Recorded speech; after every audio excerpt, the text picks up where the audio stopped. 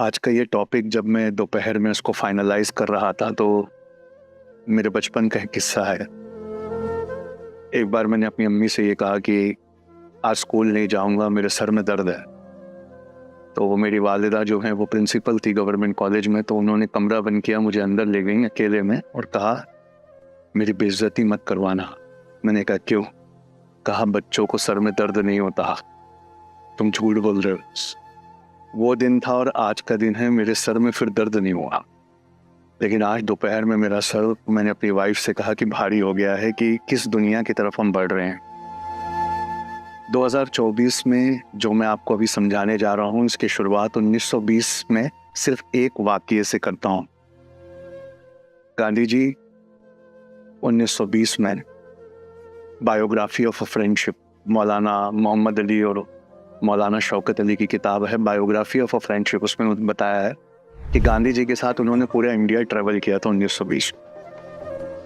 तो होता ये था कि ट्रेन आने वाली होती थी तो प्लेटफॉर्म पर एक स्टेज सजाया गया होता था जिसपे गांधी जी का फेवरेट भजन होता था, वैष्णव जन तो उनको कहिए, पीड़ पर आई जाने जो। और फिर अचानक ट्रेन आ जाती। तो ट्रेन अगर लंबा रुकने वाली होती थी तो मोहम्मद अली साहब, मोहम्मद अली जौहर, वो धुआंधार स्पीच करते थे।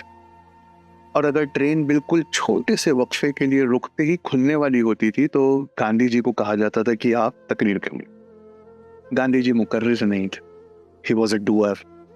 आज भी को हम बहुत मिस करते हैं। तो गांधी जी राष्ट्रपिता, वो स्टेज पे आते और एक लाइन कहते, बस एक। और उन्हें भूख लगी होती थी तो उनकी आवाज भी बहुत कम निकलती थी। तो बापू कहते कि पहले मैं ईश्वर को सत्य मानता था, पर अब मैं मानता हूं कि सत्य ही ईश्वर है।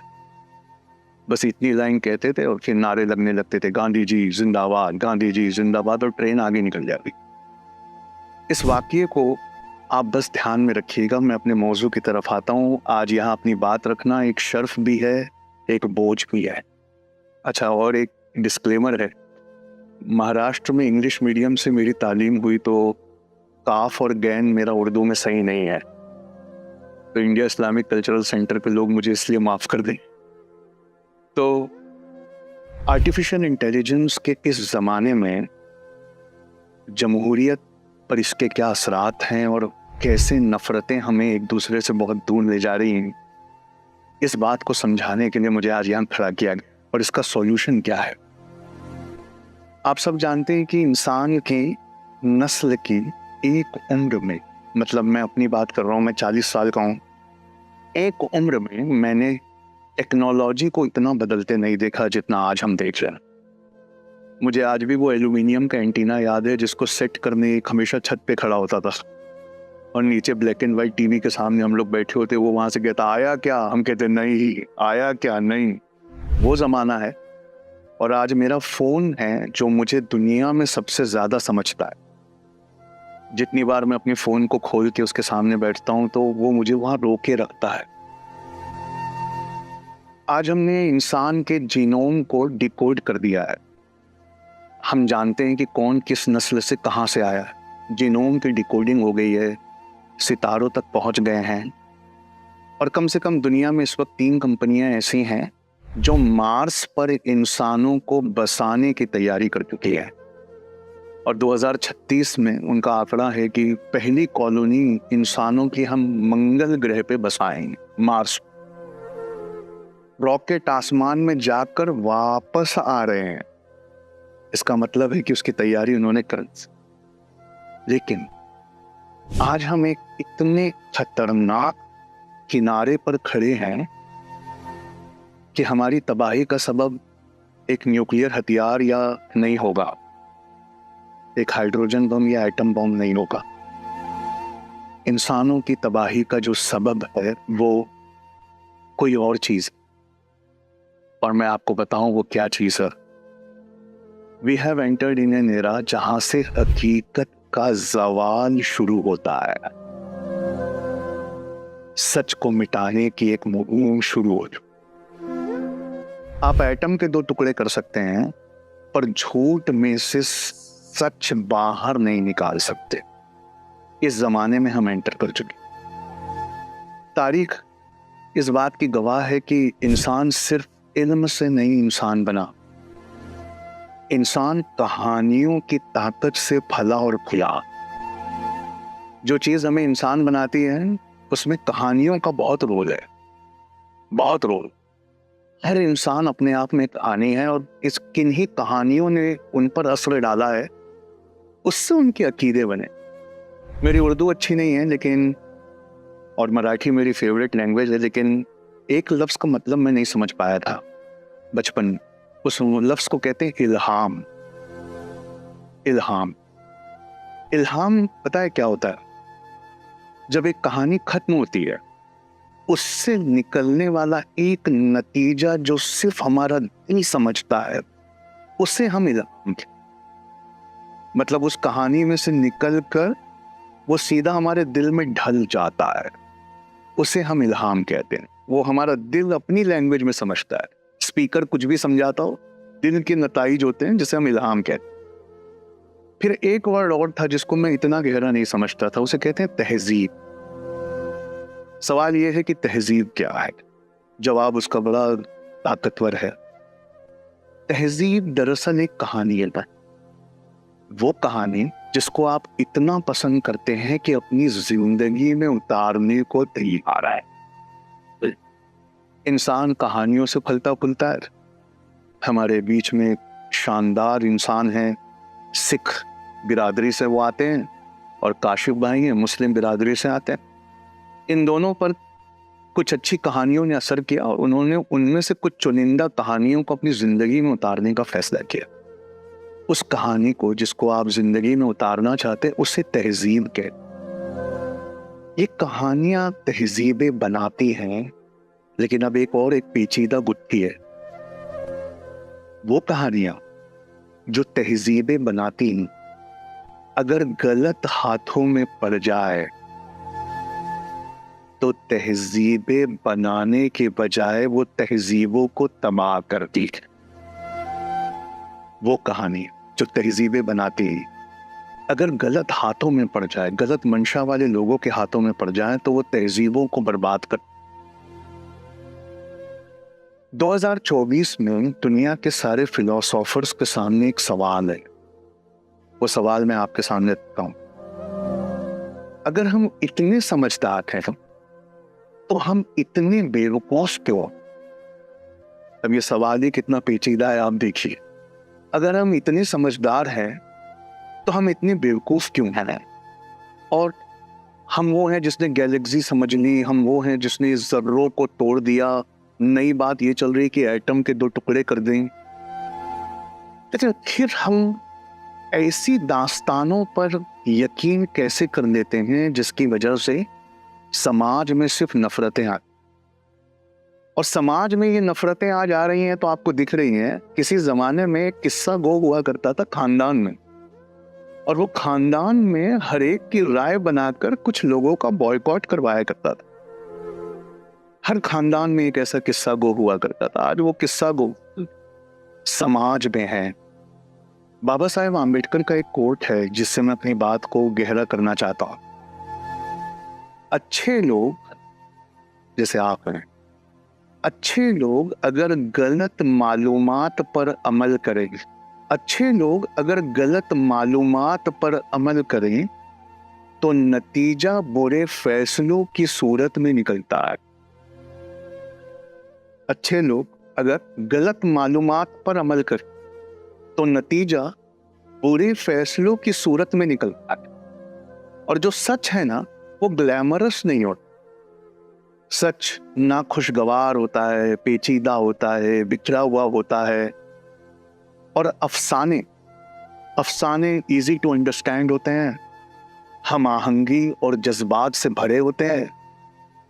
अफसानों को सुनते वक्त और नेटफ्लिक्स पर देखते वक्त हमारे अंदर कई तरह के हार्मोन्स ऊपर नीचे होते हैं। स्किन का कलर बदलता है, टेम्परेचर बढ़ जाता है।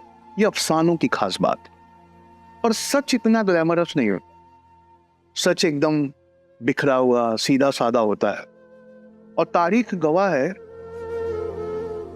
अफसानों ने वो किया है और अफसाने अक्सर वो कर गुजरते हैं जो सख्त सच्चाइयां और सर्द साइंस नहीं कर पाता है। मेरी बात को अगर समझने में वक्त लगे तो मैं दोहराना चाहूंगा। अफसाने अक्सर वो कर गुजरते हैं जो सख्त सच्चाइयां और सर्द साइंस करने में नाकाम रहता है।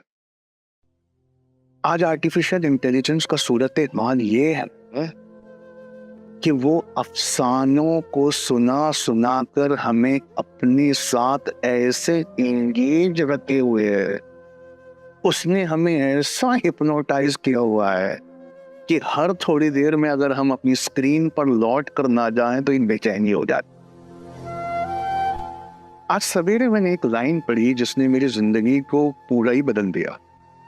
लाइन ये थी कि दुनिया का सबसे बड़ा वेपन क्या है, और दुनिया का सबसे बड़ा वेपन जिसे उर्दू में औजार कहते हैं, तो उर्दू में वेपन के लिए भी औजार वर्ड और टूल्स के लिए भी औजार वर्ड। ये क्यों ऐसा किया उर्दू बनाने वालों ने कि वेपन को भी उन्होंने औजार कहा और टूल्स जिससे हम कोई अच्छी चीज करते हैं उसे भी औजार कहा। तो मैं पहले सवाल की तरफ लौटता हूं कि दुनिया का सबसे ताकतवर वेपन यानी औजार क्या है।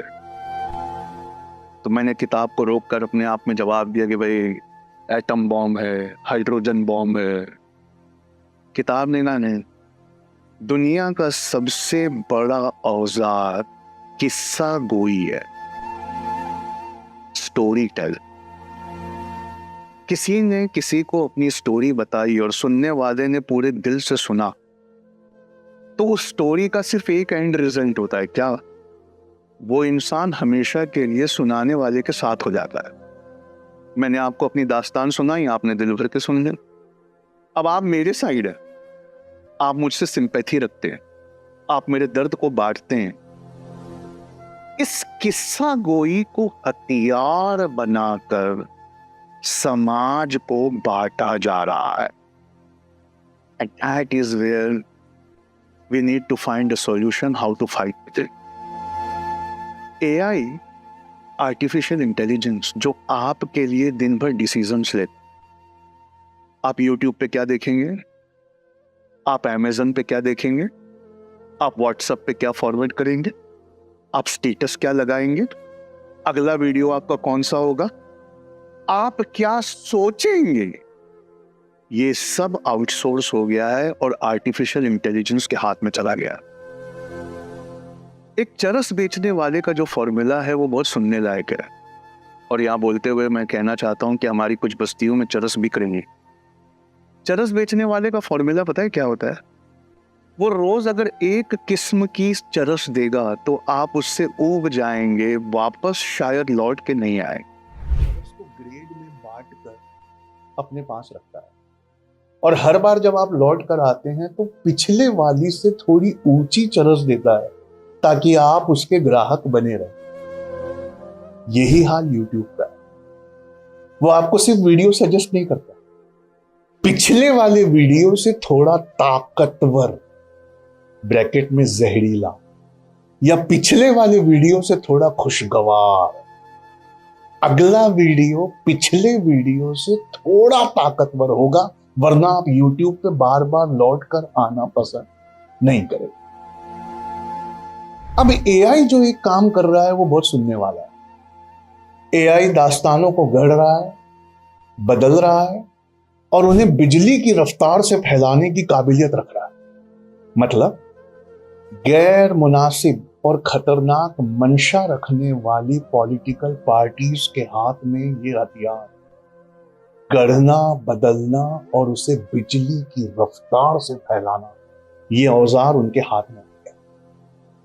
मार्च की 15 तारीख 2023 को वाइस न्यूज करके एक बहुत बड़ा इदारा है, उसने एक कहानी पब्लिश की, मैं आपको सुनाना चाहता हूं। खौफनाक मिसाल है, थोड़ा गौर करिएगा। ओपन AI का GPT-4 है, चैट GPT, जो हम सब यूज करते हैं। वो हर चीज कर सकता है। आप उससे कभी जाकर कहिए कि मेरे बेटे का जन्मदिन है, वो शर्मीला है, ये पसंद करता है, माँ से करीब है, उसको ये पसंद है और ये अच्छा लगता है, मेरे बेटे के लिए गीत लिख। विद इन 0.03 माइक्रोसेकंड वो गीत लिख देगा। लेकिन जो पढ़े लिखे लोग हैं वो कुछ कमांड और देते हैं, कहते हैं ये मेरे बेटे की डिटेल्स हैं, गुलजार की तर्ज पर मेरे बेटे के जन्मदिन के लिए एक गीत लिख। तो वो गुलजार की तर्ज पर एक गीत लिख देता है। फिर आप उससे पलट के पूछिए कि क्या तुम गुलजार साहब से अच्छे गीत लिख सकते हो? तो वो जवाब देता है नहीं, लेकिन जितनी देर में गुलजार साहब एक गीत लिखते हैं मैं हजारों लिख सकता हूं। इस GPT-4 के बस में हर चीज है, लेकिन एक चीज नहीं है। आपने शायद सुना होगा, कैप्चा कहते हैं उसे। कैप्चा बना होता है ना, जो सिर्फ इंसान ही देख सकता है, रोबोट और एल्गोरिदम्स नहीं देख सकते। तो किसी ने GPT-4 से पूछा कि कैप्चा भरवाने का काम कर सकते हैं? GPT-4 ने कहा हाँ। तो वो हिल गया, क्या कैप्चा कैसे भर दोगे? कहा मैं भर दूंगा। एक वेबसाइट है टास्क रैबिट, उस पर वो लोग बैठे होते हैं जो पैसे की एवज में कोई छोटा मोटा काम करते हैं। GPT-4 ने वहां जाकर एक इंसान हायर किया कि तुम मेरी तरफ से ये कैप्चा भर दो। जब GPT-4 ने वो इंसान को हायर किया तो GPT-4 से पूछा गया कि तुमने ऐसा कैसे किया? तो GPT-4 ने एक झूठ गढ़ा जो यकीन दिलाने वाला झूठ था। मैं आर्टिफिशियल इंटेलिजेंस की बात कर रहा हूं, फिर बताता हूं इससे सबक क्या है। उसे झूठ बोलना आता नहीं था, लेकिन धोखा देने में उसने एक ऐसा जवाब दिया कि उससे पूछा गया कि सामने वाले ने पूछा कि कैप्चा भरवाने के लिए तुम मुझे $10 देने को तैयार हो? तुम कैप्चा नहीं भर सकते? Are you a robot? तो GPT-4 बदले में जवाब देता है नहीं, I am not a robot, I am visually impaired, इसलिए मुझसे कैप्चा देखने में गलती हो, इसलिए मैं तुम्हें हायर कर। जब GPT-4 से पूछा कि ये झूठ कहां से गढ़ा, तो कहा मैंने डेटा सेट उठाया इंटरनेट से, और 1000 के डेटा सेट में से 750 में इंसान ऐसा ही जवाब गढ़ते हुए मुझे मिले। तो मैंने ये जवाब गढ़ना इंसानों के डेटा सेट से सीखा। यहां से मामला थोड़ा सीरियस होता है। सोचिए कि ये GPT किसी पॉलिटिशियन के हाथ में, और पॉलिटिशियन बड़े पैमाने पर उससे कह रहा हो कि मुझे चुनाव जिताने के लिए जज्बाती और असरदार अफसाने गढ़ कर दो। ये किसी और समाज और कौम की हिस्ट्री की एक किताब है। इन किताबों में से उन बुराइयों को निकालो और बढ़ा चढ़ा कर बताने में मेरी मदद करो। मेरा पॉलिटिकल कैंपेन जज्बाती और असरदार कर दो। मेरा पॉलिटिकल डिस्कोर्स ऐसा कर दो कि समाज के धागे टूटने लगे और लोग सिर्फ मुझे ही पसंद करें। जो वहां कैप्चा के लिए झूठ बोल सकता है, सोचिए किसी को चुनाव जिताने के लिए वो उन्हीं अफसानों को कैसे बदल सकता है। जैसा कि कल एक दिन भर एक फोटो चली है एक मुस्लिम पॉलिटिशियन औरत की, जिन्होंने एक हिंदू से शादी कर, और कैप्शन में ये लिखा हुआ था कि सारा बचपन शोषण झेलने के बाद इन्होंने जब हिंदू पॉलिटिशियन से शादी की तब जाकर इनकी जिंदगी की। उसके नीचे 7.5 लाख लाइक्स थे। आप सोचिए कि अफसानों को गढ़ना, बदलना और बिजली की तेजी से फैलाना, इससे हमारा समाज लगातार टूट रहा है। अब मैं आता हूं अपनी बात के दूसरे पहलू की तरफ, और तीसरे में हम इसे खत्म करें। जितने एल्गोरिदम काम कर रहे हैं इस वक्त, चाहे यूट्यूब हो चाहे फेसबुक हो, उन्हें सिर्फ एक हुक्म दिया गया है कि कोई तुम पर आए तो उसकी इंगेजमेंट बढ़ा कर रखना, उसे जाने मत दो। मतलब जब उसने एक वीडियो लगा दिया तो उस वीडियो को देखते देखते देखते कुछ ऐसा सजेस्ट करना कि वो जाना चाहे तो और उलझ जाए, और जैसे ही वो दूसरे वीडियो पे आए तो देखना देखना देखना, जाने का जैसे ही मन करे तीसरा दिखा देना। उन्हें सिर्फ इंगेजमेंट बढ़ाने के लिए रखा गया है, मतलब रोक कर रखना। सोचिए कि अगर आप में से यहां से कोई उठकर जाना चाहे तो मैं उसे कैसे रोकूं कि मेरी तकरीर छोड़ के मत जाना। मुझे तफरीक और इंतहा पसंदी की बातें बढ़ा देनी चाहिए। शायद मैं कुछ सोचने पे मजबूर करने वाली बात आपसे करूं तो आप उठकर जाना पसंद करें, लेकिन तफरीक डालने वाली और इंतहा पसंदी की बातें अगर मैं बढ़ा दूं तो आप सुनना चाहें, आप रुकना चाहें, आप मुझसे एग्री नहीं करेंगे, लेकिन आप मेरी बात पूरी सुनकर जाना चाहें। चाहे आप गुस्से में निकले, चाहे आप मुझसे एग्री करते हुए निकले, लेकिन मेरी बात आप पूरी सुनकर जाना चाहें। आज पॉलिटिशियंस आर्टिफिशियल इंटेलिजेंस से यही करवा रहे हैं, और वो उनसे कह रहे हैं कि तुम्हें खुद मुख्तार किस्सा गो। आज वो उनसे कह रहे हैं कि ये मेरा डेटा सेट है, ये मेरी कॉन्स्टिट्यूएंसी है, एक किस्सा, एक अफसाना ऐसा गढ़ो कि मैंने जो काम नहीं किया है लोग वो भूल जाए। हल्का सा गुस्सा और नफरत दिला दो ताकि वो दोबारा मुझे चुनकर ले। ये एआई उनकी करने में मदद कर रहा है।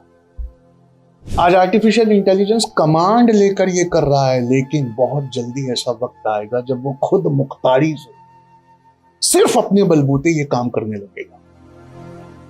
This brings me to an another thread. तीसरा थ्रेड मैं आपको सुनाना चाहता हूं, और फिर ये सारे थ्रेड मिलाकर एक रस्सी, और फिर उसी पे मैं अपनी बात खत्म करूंगा। I hope I am making sense. आप समझ रहे हैं मैं किस तरफ ले जाना चाहता हूं। जमहूरियत की जो बुनियाद है, डेमोक्रेसी का जो फाउंडेशन है, वो एक इन्फॉर्म्ड सिटीजनरी है। मैं बोल नहीं पाया, फिर से बोलता हूं। जमहूरियत की बुनियाद जो है, जो डेमोक्रेसी का फाउंडेशन है, वो एक इन्फॉर्म्ड सिटीजनरी, एक जानकार समाज। लेकिन तब क्या हो जब सच्चाई को गंदगी, हेरा फेरी और शोर के समुंदर में डुबा कर परोसा जाए। मिसाल मैं आपको देना चाहता हूं 14 नवंबर की लेटेस्ट।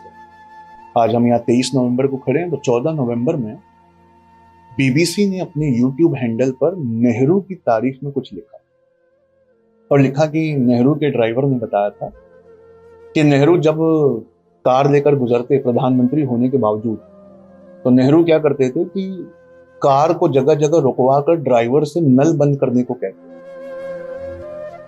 प्रधानमंत्री जहां नल खुला देखते अपनी गाड़ी रुकवा के ड्राइवर से कहते नल बंद कर। और उर्दू की एक दो किताबें पढ़ा करते, सिगरेट पीते थे लेकिन किसी के सामने स्मोक नहीं किया करते। और जो नेहरू थे, उनको लोग, उनकी जिंदगी का एक बहुत बड़ा मिशन था कि नफरत ना फैलने पाए। इतनी अच्छी अच्छी बातें जब उन्होंने लिखी, तो नीचे किसी ने उस पूरी पोस्ट को डैमेज करने के लिए लिखा कमेंट में, झूठ बात, कि नेहरू तो सेक्सुअली ट्रांसमिटेड डिसीज की वजह से मर गए। अब आप वो 5 बातें जो बीबीसी ने लिखी पेज नंबर के साथ, उसको पढ़कर नेहरू के बारे में जो भी सोचना चाहते थे, उस एक कमेंट ने उसको, आप समझ रहे हैं, फिनिश कर दिया। आप मेरी बात को फिर से सुने, जो मैं आपसे कहना चाहता हूं कि जमहूरियत की बुनियाद एक इन्फॉर्म्ड सिटीजनरी पे होती है। मगर तब क्या हो जब ये मालूमात गंदगी, हेरा फेरी या शोर के समुंदर में डूब जाए, जैसे कि वो वाली बात डूब गई थी। जमहूरियत एतबार कायम करती है। जमहूरियत यानी डेमोक्रेसी एक दूसरे पे भरोसे का नाम, एक दूसरे के साथ नेटवर्किंग बनाने का नाम। जब एआई जज्बाती और झूठे बयानात की बाढ़ ला देता है, तो इंसानी कैरेक्टर में पहला चेंज ये आता है कि अब वो किसी पे एतबार नहीं कर पाता। आप समझ रहे हैं मैं क्या कह रहा हूं? तो ये एतबार जब खत्म हो जाता है तो सोसाइटी पूरी पोलराइज्ड हो जाती है और जमहूरी निजाम, उसकी जो बुनियाद है, डेमोक्रेसी की जो बुनियाद है, वो कमजोर हो जाती है। किसी ने बड़ा अच्छा पूछा कि क्या एआई इतना शरारती है? और मेरी बात अभी तक सुनकर आपको महसूस हो गया होगा कि सारा प्रॉब्लम एआई है। नहीं, आर्टिफिशियल इंटेलिजेंस बिल्कुल आग और लकड़ी की तरह न्यूट्रल है। अब आप उस आग से हाथ सेक ले, खाना बना ले, या किसी का घर जला ले। उस लकड़ी को काट कर आप फर्नीचर बना ले या किसी के सर पे मार के उसको तोड़ दे। एआई एक आईना है जो अपने बनाने वालों और इस्तेमाल करने वालों की मंशाओं को दिखाता है। आप समझ रहे हैं? एआई फितरत से शरारती नहीं है, वो अपने बनाने वालों और इस्तेमाल करने वालों की मंशाओं को दिखाता है। आगे बढ़ने से पहले सिर्फ एक लाइन आपके दिल में बिठाना चाहता हूं कि जो लोग अफसाने गढ़ते हैं वो हकीकत जानने वालों से कहीं ज्यादा ताकतवर होते हैं। इसकी एक मिसाल अबूजर भाई से बात करते हुए मैंने, इर्तुगल गाजी नाम की एक सीरीज थी कोई, लोग रमजान में रात रात भर जगकर उसको देख रहे थे। मैं वीडियो कम देखता हूं, उसके कमेंट सेक्शन में जरूर जाता हूं। क्यों? अगर किसी समाज का थर्मामीटर आपको नापना ना, किस समाज में कितना बुखार है, तो आप उसके कमेंट में जाके जरूर पढ़ें। हालांकि सारे कमेंट पेड होते हैं, नफरत वाले कमेंट ज्यादा पेड होते हैं, लेकिन किसी ने इर्तुगल गाजी की क्लिप के कमेंट में लिखा था कि मैं इस सीरियल को बहुत मिस करता हूं, इसी सीरियल की वजह से मैंने 5 वक्त नमाज पढ़ना शुरू किया। आप सुनिए फिर मैं क्या कहना चाहता हूं कि जो लोग अफसाने करते हैं वो हकीकत जानने वालों से कहीं ज्यादा ताकतवर होते। कॉरपोरेशंस, हुकूमतें और गैर कानूनी अदाकार यानी रॉन्ग एक्टर्स, उनके हाथों में एआई, आर्टिफिशियल इंटेलिजेंस एक अलग औजार बन गया। आर्टिफिशियल इंटेलिजेंस को कोई सिखाता नहीं है। मैं आपके, अब थोड़ा सा ये हार्ड टॉपिक है लेकिन एक मिसाल देता हूं। मैडम ने मेरी तारीफ में ये कह दिया कि आसान लफ्जों में समझाते हैं, तो मैं कोशिश करता हूं इंशाअल्लाह। एआई, एक चेस खेलने वाले एआई का प्रोग्राम बनाया जाता है और उसे कहा जाता है कि रात भर जितने चेस के गेम हुए हैं तुम उन्हें खुद देखो और सवेरे तक हर दांव पेच सीख कर खेलने लायक बनो। रात भर एआई क्या करता है? डेटा सेट उठाता है। कहां से? यूट्यूब पे हर चेस के गेम से, और उसमें वो हर मूव को देखता है, हर चाल को देखता है और उससे सीख कर सवेरे सवेरे किसी भी इंसान को हराने लायक बन जाता है। कौन? Artificial intelligence. वो खुद सीखता है, उसका खुद का इंटेलिजेंस, वो खुद सीखता है।